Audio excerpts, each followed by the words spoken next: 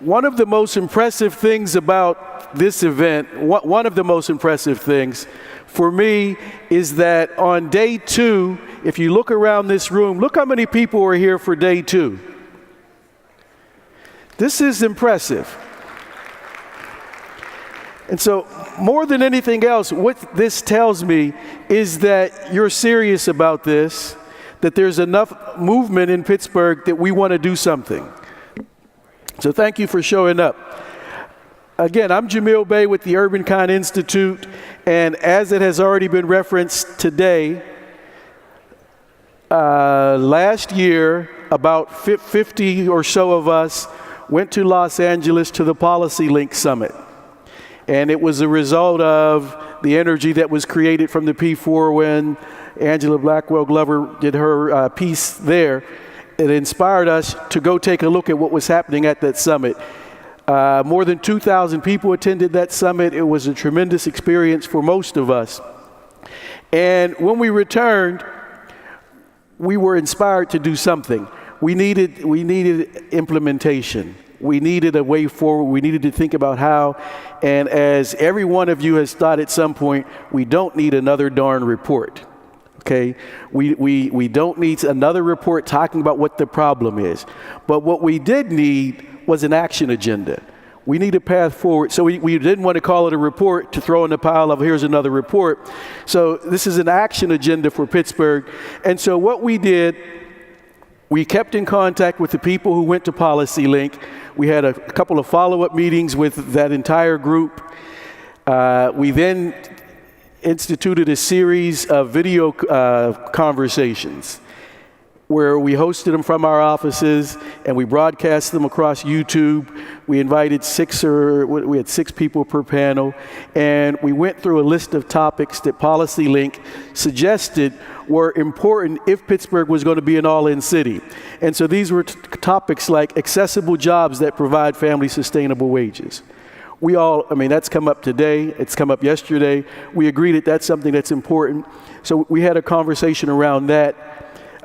Economic security and mobility for vulnerable families and workers, nurturing homegrown talent through a strong cradle-to-career pipeline, healthy, opportunity-rich neighborhoods for all, resilient, connected infrastructure, access to high-quality, affordable homes with strong anti-displacement strategies and policies, and attempts to expand the democracy and the right to the city, and justice in our policing and court systems.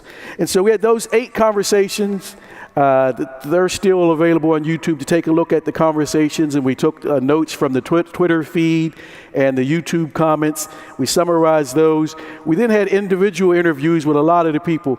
So actual people that we touched, not in the Donald Trump kind of way, but people who we touched in our outreach for this report, we probably close to 300 people had some piece that they put into this.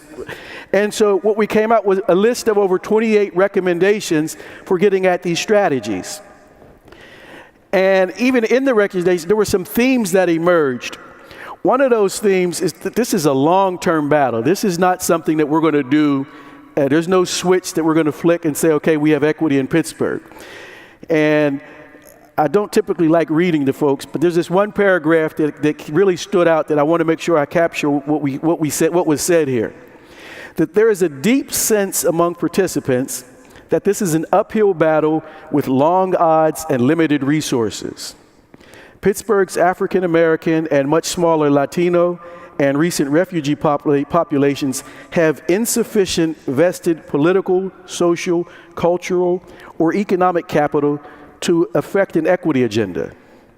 The fight requires that these populations to identify allies with connections who view equity as both process and goal. The participants in this study recognize that the fight for justice and equity is a long-term commitment. However, a long-term battle does not favor African Americans in Pittsburgh. Young African American pre-professionals, those with new college degrees, represent the demographic that is most likely to leave Pittsburgh. And that came up yesterday in Dr. Wallace's report. And it reminds me of the introduction to Public Enemy's song, Fight the Power. You know, some of our best trained, best educated refuse to fight. So they leave Pittsburgh, and we're left with a deeper hole to fill. And so that's something that that came in that report. The report's available. There's a link to it on your app. It's on the P4 website. I'm recommending that you take a look at it. Another theme that went across these themes, Pittsburgh, this is going to require bold leadership. And we see leaders emerging. And leadership, this is not necessarily elected officials, but, we need leadership across the board in all of our aspects to take this agenda and drive it. Another theme was communication, and this covered a couple of things. We don't have adequate language to talk about this equity agenda. In one conversation with a council person, the conversation went that we would love to talk about affordable housing. We get it, we understand it, but we don't have that language, because if I talked about that with my constituency, that means, oh my goodness, you're trying to put poor black people in Section 8 next to me. And though the council person understood it, and I consider this council person an ally, I understood where they were coming from. This is an elected official who depends on people voting for to maintain office. And so we need to work on that. How do we make that conversation so that people do get it? And where we get past these buzzwords and we get past people who oppose these things on whatever grounds, they've done a much better job with negative language and negative association with some of these things. The anchors are not present to the same degree that they are in some other cities. And so while our anchors definitely drive the economy, as far as their commitment to an equity agenda and their place in these conversations, they've not gone all in yet. The corporate leaders are missing. And the other thing is, race is a difficult conversation to have. And it makes people uncomfortable. There are a lot of folks who feel like, well, I'm a good person, I didn't do it. Why, and they get defensive when the topic is brought up. We have to have, and this is where leadership comes in, this is where the messaging comes in, we have to have these conversations to get past that. Because as we've had today, the problem is it's not a black problem. Janera was right, this is a Pittsburgh problem. And we have to embrace it in that bigger picture and think about how to do that. And a third one that came up was, there's no need to reinvent the wheel. We see with all the reports that we have, and we see what's happening in other cities, there's a lot of best practices that we can take up. Okay, so before we get into the action part, some of the challenges, number one was our history, and it seems obvious once you state it, but it's not like there's a restore point where we can go and say, okay, this is what we're trying to get to. We've never had it right. The history of Pittsburgh, the history in this country with race relations was never a good history that we can say this is what we're trying to do. And so we also have very few precedents across the country where any city has really gotten it right. There are some cities that are doing better, but we still need to think about what this is going to look like, or a completely new future. A second challenge was that there's very little diversity in Pittsburgh's population. This makes it difficult for coalition building. When we were in PolicyLink, a lot of people commented at that summit that in other cities, they saw broad coalitions working toward this.